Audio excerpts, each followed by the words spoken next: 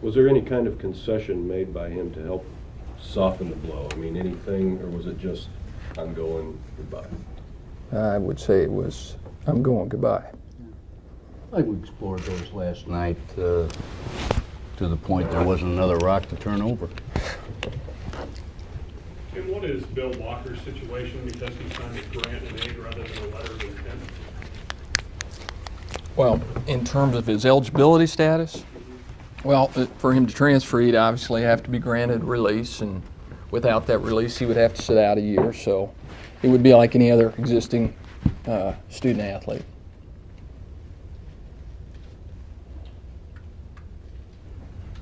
You talk about, there were a lot of plans from Graham, like suites and such. You talk about that and the Nike deal. How is all that impacted and affected by this?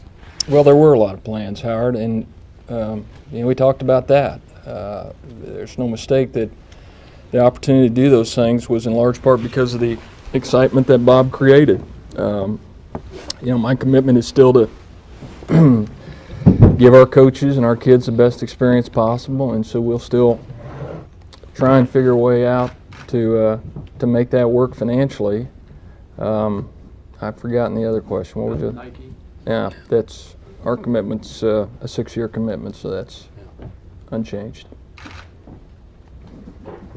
Is Frank Martin on the top of your list or up there for the succeeding coach? Now we're going to consider everybody.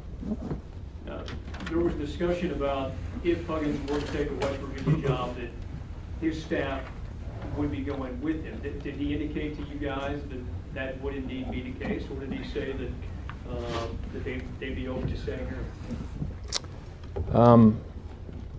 Yeah, I think they're hopeful that there's an opportunity here. When you say they, who are you referring to? Just the entire staff? Did you meet with the staff separately? Yes. Well, separate from the team? Correct. Yes. Yeah. And the message to them was? I feel bad. I understand, the difficulties this places them in. They bought homes and moved families, and, those are hardships that are difficult to deal with, and that we'll work hard to figure out which direction we go as soon as possible. Are any of those members of his staff, be it coaches or support staff, on multi-year contracts? No. I think at the time he was hired, there was some mention of the low buyout, and the point being, if somebody wants to go, they're going to go no matter what. Did you rethink that now, and is there any other part of that process that you definitely rethink? Well, Kurt, that's a good question. Now I'm sitting here looking at $2.5 million buyout that John Beeline had. Boy, that did a lot of good, didn't it? The issue is, for us, you got to want to be here. I mean, I've said that many times. You can't kind of want to be the coach or kind of want to be the AD at Kansas State. You got to be all in. And if you don't want to be here,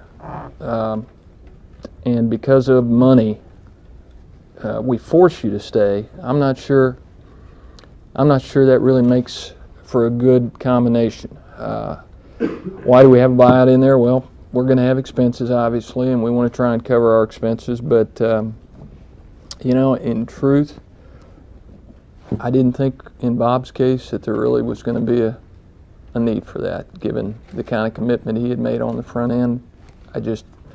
I never sensed that that would be an issue that would really come up.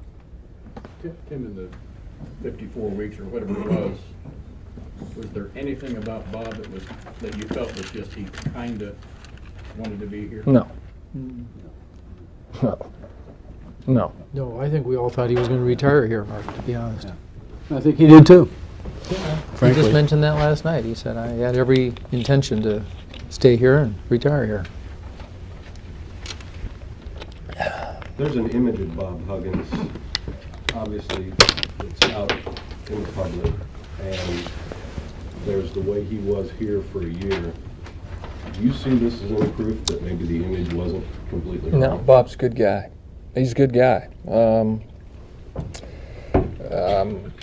I think he made a bad decision, but he's a good person. He was great to work with.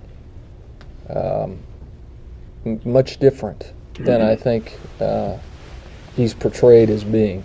So, I don't know how people will read what he's doing, but I think he's a good guy that just made a bad decision.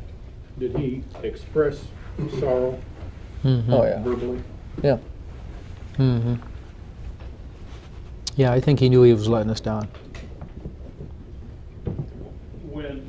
When Coach Huggins was asked, I guess initially, why he was coming to Manhattan and what was a big drawing factor for him, he mentioned the two of you specifically. He mentioned President Wefald and Athletic Director Weiser. Do you guys feel any sense of betrayal at all at this time?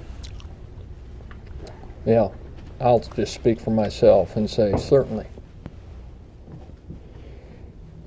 We've all had opportunities to leave. That's the nature of this profession. Everybody has a chance to go. Jon's had numerous chances and has chosen to stay here. Again, that's not the issue. There's a time and a place. And this wasn't the time. This was not the time. How you feel? Well, Hey guys, I'm going to cut it off right there. Thanks for coming out. Appreciate it.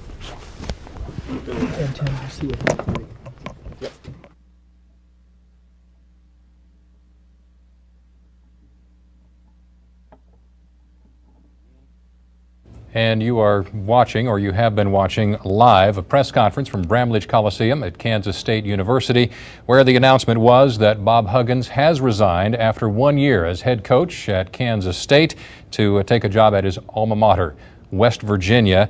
And you could see, obviously, the disappointment, the anger, exhaustion, perhaps, on the faces of the athletic director, Tim Weiser, and K-State President Jon Wefald. Jon Wefald saying, they tried to move heaven and earth to get Bob Huggins to stay. In a meeting last night, he described himself as disappointed and heartbroken. Weiser says Huggins, in a meeting late last night, appeared to be a tortured soul, knowing he was not making the right decision, but still having apparently had his mind made up. Weiser saying there toward the end of the press conference that Bob, referring to Huggins, Bob is a good guy, a good person, but he made a bad decision. Again, Bob Huggins leaving Kansas State after just 1 year on the job to accept a job at West Virginia. You watched the live press conference from Kansas State University with that announcement. We have a crew in Manhattan. We also are in contact with an ABC affiliate station in West Virginia who tells us that Huggins is expected there in about an hour.